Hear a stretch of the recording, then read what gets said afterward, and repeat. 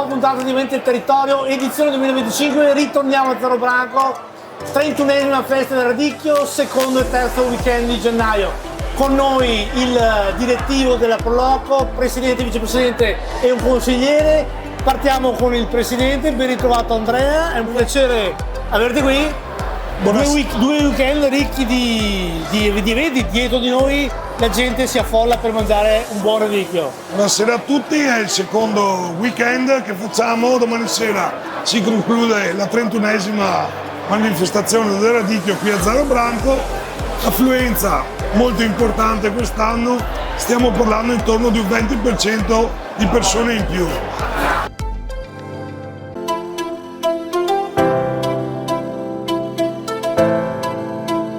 Certo, tu hai ragione, noi siamo sagra di qualità, questa bandiera è la testimonianza che siamo stati a Roma recentemente per avere questo titolo e torneremo a Roma a ritirare anche il premio. Abbiamo avuto anche premi sui nostri prodotti, sui nostri caffè che facciamo qua, perché sono caffè particolari che arrivano da tutte le parti del mondo. Siamo sagra di qualità, vogliamo esserlo, vogliamo tenere questo titolo a denti stretti.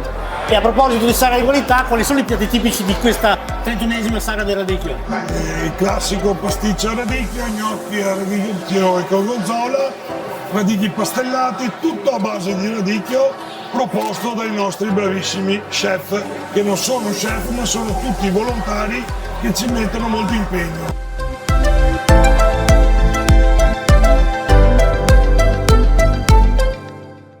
E a proposito di volontari, Antonello, un ringraziamento doveroso.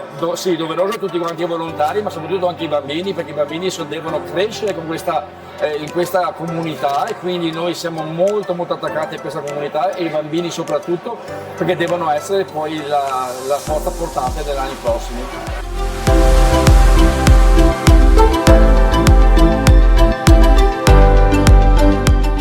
Proloco di Zero Branco vuol dire anche inclusione, perché quest'anno avete tra i vostri piccoli aiutanti un bambino malato. Sì, il nostro bambino, diciamo che è qui all'Atassia di Frederick, che noi abbiamo fatto anche delle serate per l'Atassia di Frederick per combattere questa malattia, diciamo che è una malattia rara. E questo bambino è una cosa eccezionale, questo qui deve essere lo spirito della Proloco, è lo spirito della Proloco, deve essere così. Questo bambino qui oltretutto è aiutato da suo fratello, da suo papà, da tutti quanti noi, perché questo qui fa parte della comunità. E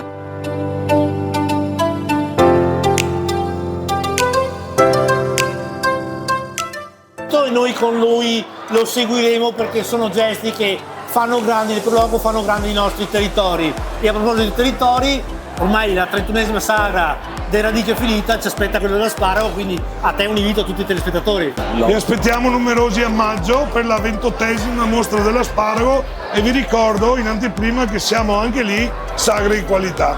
Quindi, come avete capito, Zero Branco, una Proloco di qualità, tutte e tre le sagre sono sagre di qualità. Venite qui a Zero Branco, il territorio è vastissimo, ha 3 prodotti tipici che sono tutti DOP, l'asparago, il radicchio e il peperone, quindi vi aspettiamo qui a Zero Branco. Noi adesso andiamo a mangiare un boccone, perché sicuramente il presidente e il vicepresidente mi faranno fare un salto in cucina a degustare qualche piatto, però voi vi aspetto domani per degustare all'ultimo giorno Volevo dirvi che siamo anche l'unica sagra in Italia, cioè l'unica Proloco in Italia che ha 3 sagre di qualità, quindi noi siamo perfetti. Quindi Zero Branco, una garanzia, vi aspettiamo.